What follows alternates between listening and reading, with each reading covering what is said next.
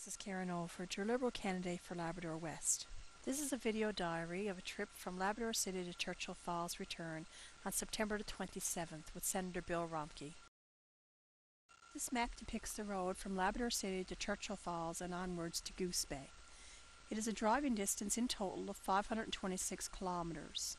From Labrador City to Churchill Falls is 238, and from Churchill Falls to Goose Bay is 288 kilometers. It is the equivalent of driving from St. John's to Springdale.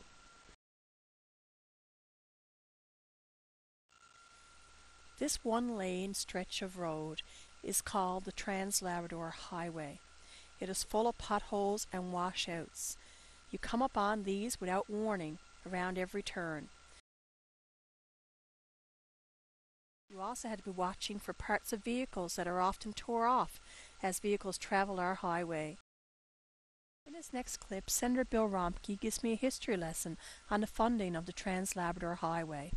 This portion here, I got the first money in 1983. We were coming out of the recession. The recession was early 80s, and we had a sort of a recovery fund that was called SCRAP, the Special Recovery. Anyway, the R stood for recovery, and I can't remember what the rest of it was, but the point was we injected money into the economy to get it going, in particular infrastructure. So I was able to get $20 million. That was in 1983, which was bad. $1983, you know, if you added inflation from 93 up till today. Probably be around 40. Yeah. So we got that, and we finally got Peckford to agree to put some money in. It was much worse than, I think it was 80-20 or 90-10, something like that. Probably 90-10. Most of the money was ours. So we started the construction from Labrador City towards Churchill Falls. This truck on its side is a very common sight on the Trans Labrador Highway. It's why people stick to the middle of the road. You can't trust the shoulders.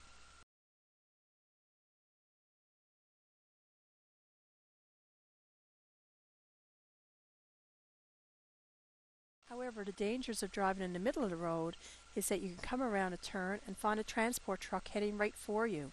This truck waited for some 2 hours before being rescued by some fellow Labradorians and a local snowplow operator.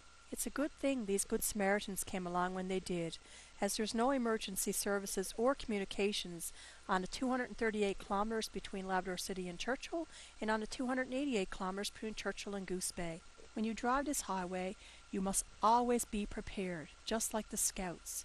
Bring along your emergency tow rope, but also some candles, blankets, and food, because you could be stuck for quite some period of time.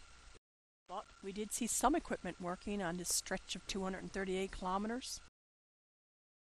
It's no wonder Labradorians are upset. We watched the Premier of this province jetting around during an election in a private jet, and yet we're here driving this Trans Labrador Highway day after day, week after week, month after month, year after year, with no improvements visible.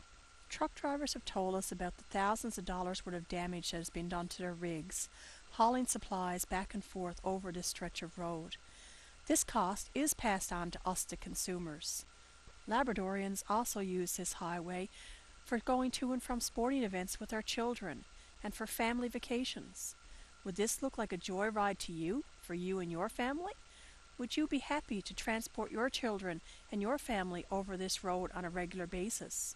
Labradorians have been traveling this stretch of road for 24 years now. We watch year after year as millions of dollars are spent paving the roads in Newfoundland. We don't even have a paved road to connect us with our nearest community. Would you be satisfied if this was in Newfoundland? I think not.